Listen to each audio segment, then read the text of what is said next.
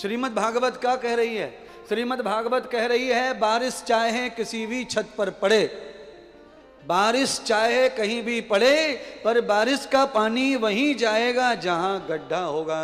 बारिश का पानी ऊंचे पे कभी रुकने वाला नहीं है। चाहे भगवान सृष्टि में कहीं भी प्रकट हो, कहीं भी अवतार लें, पर भगवान वहीं पहुंचेंगे जहां उनके भगत रहते हैं। पाखंडियों के पास भगवान का कोई स्थान नहीं है। कंस के पास महल था, सोना था, चांदी था, सब था, पर कंस के पास में हिंसा के अलावा कुछ भी नहीं था। वो पद का बड़ा दुरुपयोग करता था, गौरवशाली था।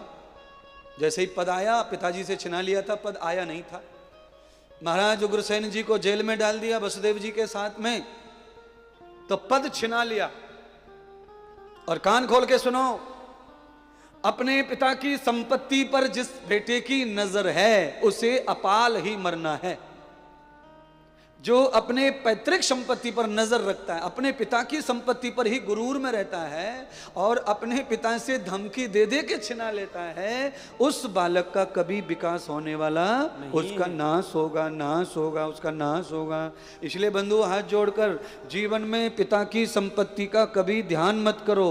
पिता चाहे जितना माला माल हो, जिसको देना है दे, पर पिताजी की संपत्ति को छोड़ करके पिताजी की विपत्ति का ध्यान रखो कि मेरे माता पिता कहीं संकट में तो नहीं है। हम उनके संकट का ध्यान रखें, संपत्ति का ध्यान ना रखें।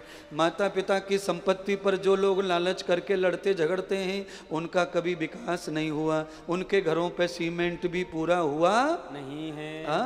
बाप की संपत्ति पे जो भाई लड़ते ना आपस में, उनके घर में सीमेंट तक नहीं होता।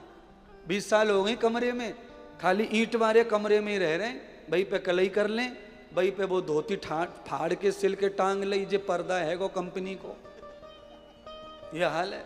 दादी की धोती टांग दें अलमारी में, यही पर्दा है वो। क्यों? पैतृक संपत्ति पर जो झगड़े करते हैं वो कभी कलर के घर में रह सकते नहीं है। वो पंखे कूलर का आनंद नहीं ले सकते, वो एसी का आनंद नहीं ले सकते हैं। क्यों? कि हम कभी माँ बाप का ऋण चुका सकते नहीं। उनके तो एहसान इतने हम गिना सकते नहीं। वो कहाँ भक्ति में शक्ति, वो कहाँ फल जाप का, हो तो हो इनकी कृपा से खात्मा सब पाप का। हम बता सकते नहीं और हम तो कहीं जा सकते नहीं। एहसान इतने हम गिना सकते नहीं।